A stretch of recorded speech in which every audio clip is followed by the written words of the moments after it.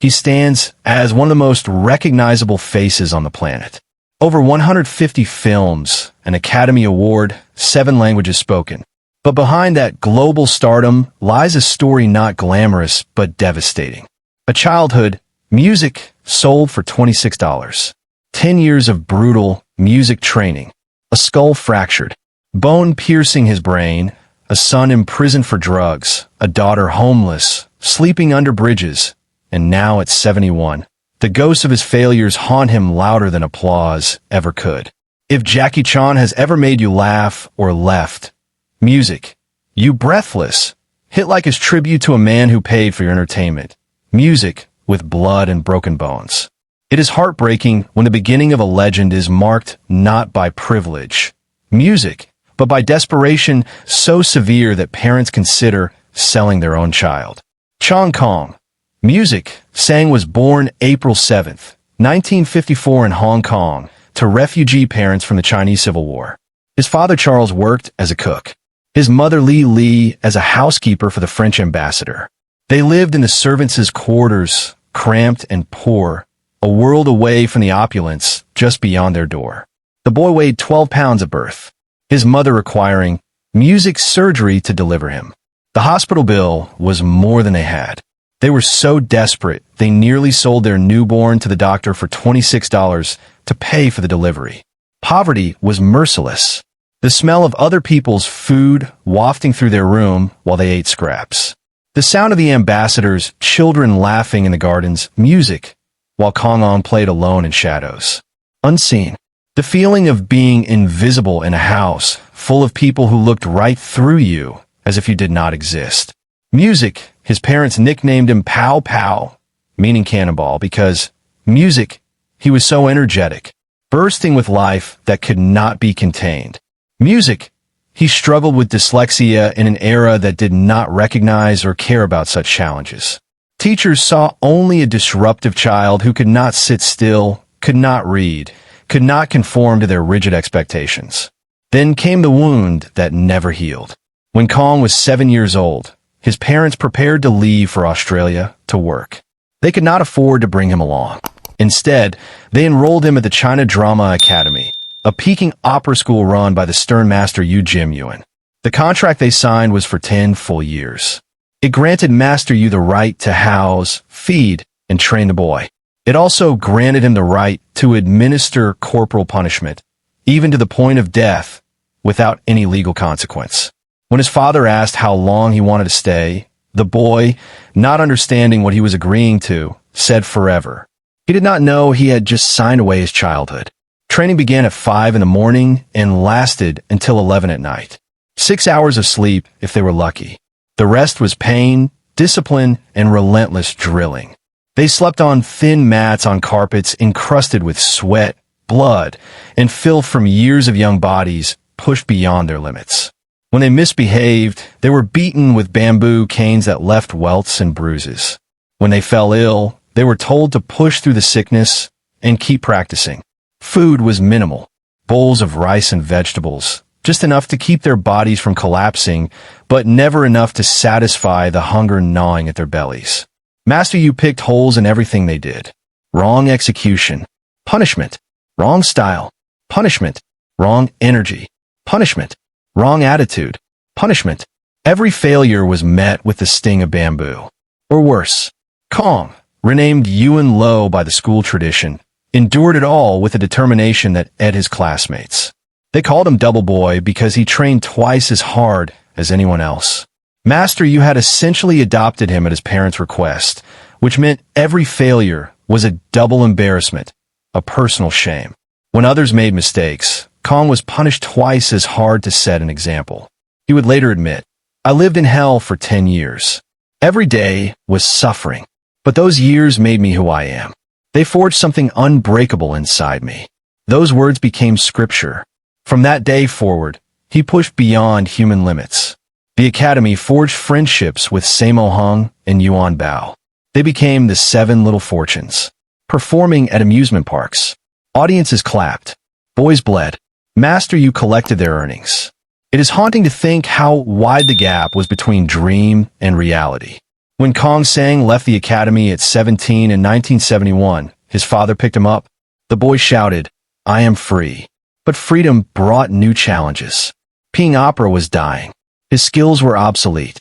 He worked as a stuntman, a nameless body thrown through windows, kicked downstairs, fingers numbed, knuckles bled, just another expendable body.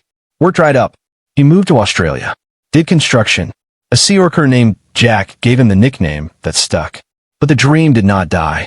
In 1976, producer Willie Chan invited him back to Hong Kong.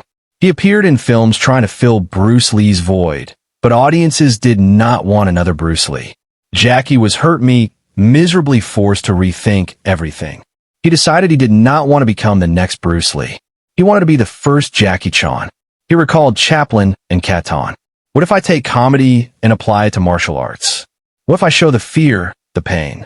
His breakthrough came in 1978 with Snake in the Eagle's Shadow, then Drunken Master, where he almost went blind.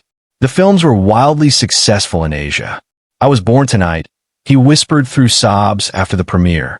Finally, people saw him as an original, but success in Asia did not mean success in America.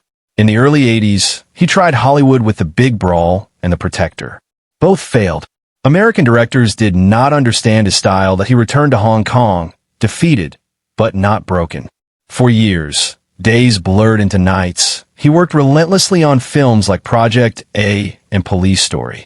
During Project A, he fell 60 feet from a clock tower, landing on his neck. During Police Story, he slid down a pole through glass, breaking his back, suffering electrical shocks and burns. Every film brought new injuries. Broken nose 4 times, dislocated shoulders, shattered fingers, a broken ankle on Rumble in the Bronx, covered with a fake sneaker to keep filming, cheap meals, pain that never healed.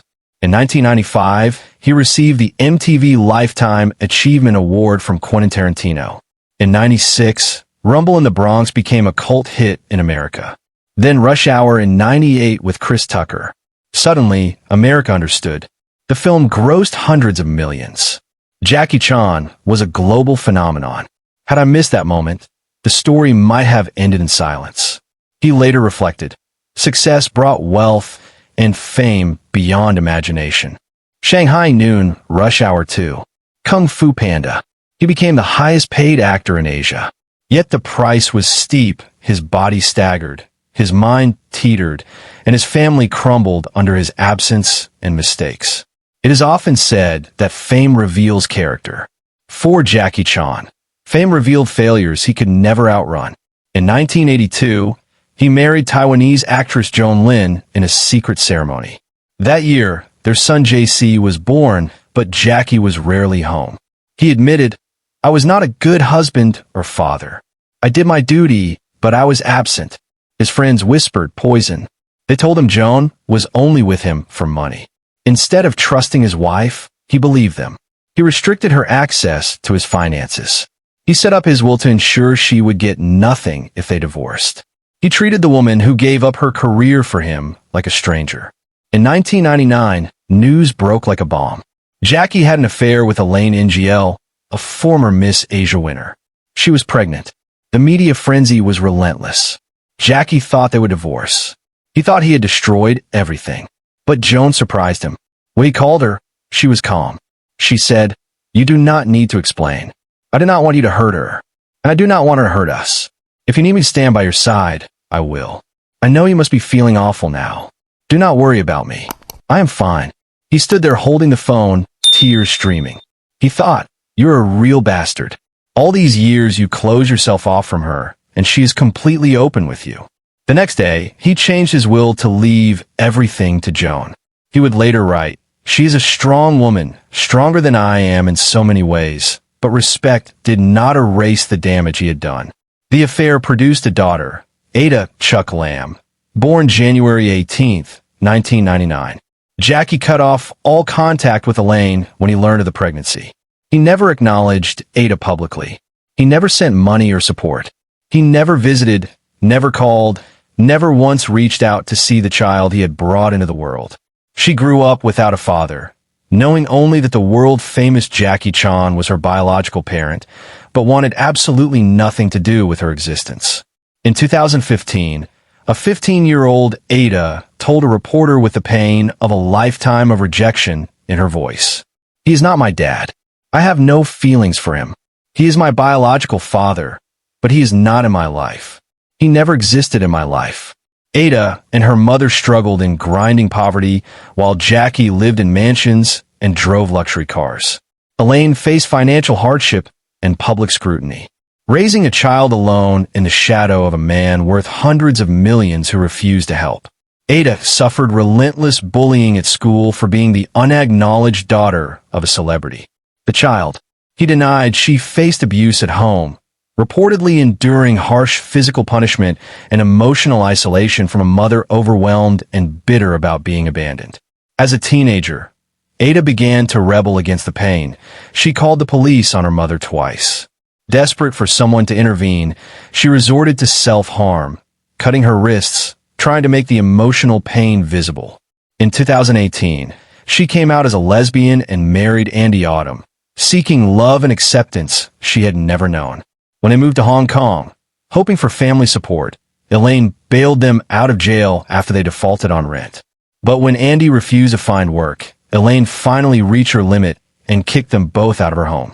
Etta and Andy fled to Canada, claiming they were homeless due to homophobic parents who rejected them in a desperate YouTube video. In the years since Etta's desperate pleas echoed across the internet, the story has not stood still. By early 2026, at age 26, Etta Ng Chok Lam appears to be finding fragile footing. After the homelessness in Canada, shelters for over 400 days, part-time restaurant shifts, severed ties with her mother Elaine, the end of her marriage to Andy Autumn, and no intention of returning to Hong Kong. Recent reports paint a picture of quiet stabilization. Hong Kong media outlets revealed in January 2026 that Jaycee has taken active steps to mend the decades-long rift. He allegedly provided discreet financial aid last year, covering rent arrears in Canada, supporting her emerging design career. Etta, now working as an assistant at a Hong Kong design firm and even spotted manning a stall in Mong Kok, mentioned in a recent live stream, "He's been looking at the posters I've made lately." The casual remarks sparked widespread speculation of thawing relations. No dramatic reunion, no public apologies from Jaycee, but the acknowledgement felt seismic after years of silence. Etta has never softened her stance entirely. She has spoken of feeling unsupported after coming out, of rejection tied to identity and absence. Forgiveness remains unspoken. She once declared she needed help when she was cutting herself at 15, not headlines now. Yet these small gestures, money without fanfare, interest in her creative work, suggest remorse has moved Jaycee to act where words failed. Some whispers even hint he might reconsider his ironclad charity-focused estate plans to include provisions for ongoing family support, though nothing is confirmed. Hong Kong law demands explicit naming in a will. For now, the changes are private, imperfect, late, but real. Parallel to this, the distance with his son, Jaycee deepens into something more resigned. Jaycee, 43 in 2026, has long navigated life outside his father's colossal shadow. After the 2014 drug arrest, marijuana possession during Jaycee's tenure as anti-drug ambassador, the scandal shattered endorsements and forced a low-profile rebuild, directing, acting in modest projects, music releases. Jaycee has admitted the irony cut deepest at home, but recent reflections cut deeper still. Promoting Unexpected Family, released January 1st, 2026, in China, a dramedy about an elderly man with memory issues facing family regrets. Jaycee broke down over a father-son reconciliation scene. "I lived something like that," he said. "I was too strict. I never praised him, only corrected. I thought it built strength. It built fear and distance." The annual birthday calls from Jaycee stopped years ago, after one scolding too many for not calling more often. Jaycee now admits he fears the phone when it rings, unsure if it's news or just silence. "I was wrong," he reflected in late 2025 interviews. "I should have given him freedom." With age, He has let go of forcing expectations. His only hope, that Jaycee lives safely and happily.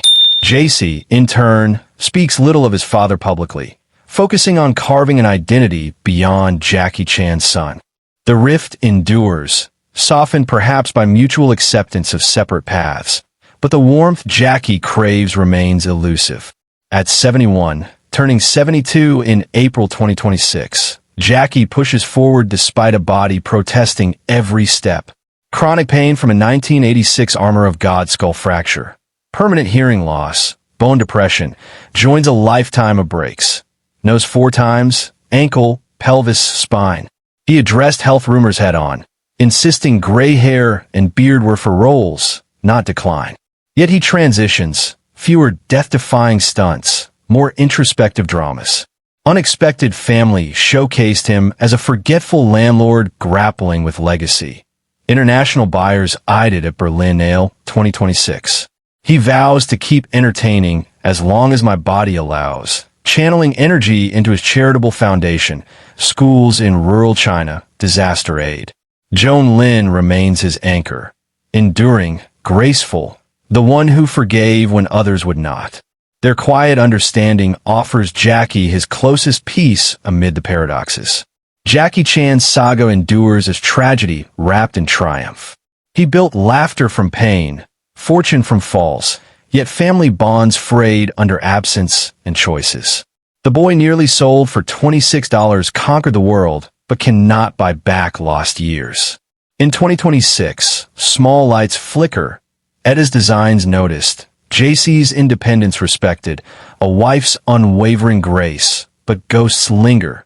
The daughter once homeless, the son once jailed, the father who failed to connect. His life whispers a hard truth.